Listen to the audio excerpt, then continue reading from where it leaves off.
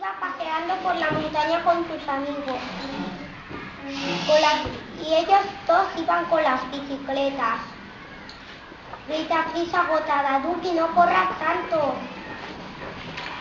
Luego, Chris ya sabía que tendrían que llevar a Duki al veterinario. Luego ya llegaron a la puerta.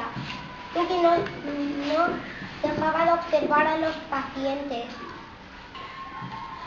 Un loro, un gato, un hámster, pero lo que era más raro era, lo que le interesó más, era un perro que se había roto la pota. Luego le llamaban a Duki. Le hicieron un pinchazo. Entonces nadie se dio cuenta.